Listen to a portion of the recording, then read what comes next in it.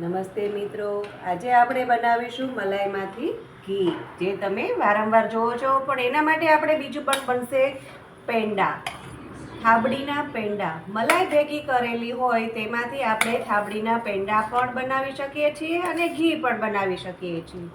જેના માટે મેં 8 દિવસથી ભેગી કરેલી મલાઈ, ફ્રીજમાં સ્ટોર કરેલી મલાઈ લીધી છે. એને હું એક જાડા તળિયાવાળા બાઉલમાં લઈને એને હું ગરમ કરું.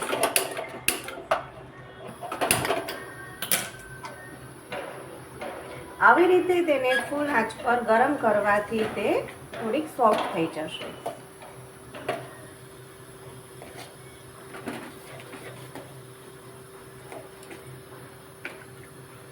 મિત્રો, યાદ રાખવાનું છે કે મલાઈ સતત હલાવતા રહેવું પડે છે, કારણ કે તે નીચે બેસી જાય છે. ખાસ ધ્યાન રાખવાનું નીચે ના બેસે તેનું.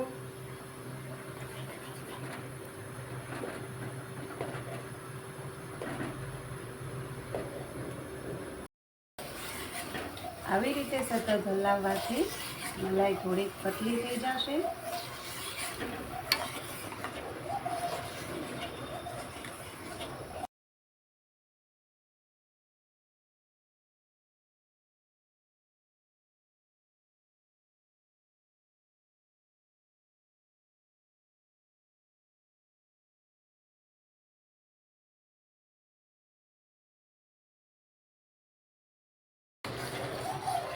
તમે જોઈ શકો છો, મલાઈમાંથી હવે ઘી છૂટું પડી રહ્યું છે ધીમે ધીમે. જોઈ શકો છો, એકદમ જ ઘી સરસ બની ગયું છે અને તેમાંથી માવો પણ છૂટો પડી ગયો છે. ઘીનો કલર પણ સરસ આવી ગયો છે. મિત્રો જુઓ તમે,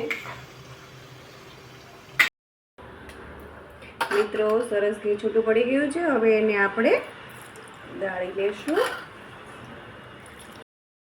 મિત્રો તમે જોઈ શકો છો, આપણું ઘી એકદમ જ સરસ તૈયાર થઈ ગયું છે અને આપણી મલાઈ પણ. એને હવે થોડો ટાઈમ માટે આપણે આમને રહેવા દઈશું. પણ લઈ શકાય. મેં અહીંયા ખાંડ લીધી છે, તમે સાકર પણ લઈ શકો છો, બોરું પણ લઈ શકો છો અને એની ચાસણી લેવાની.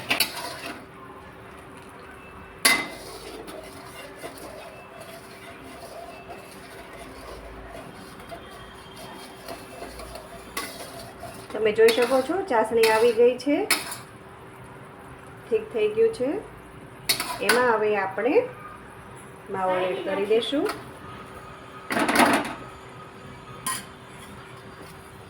અને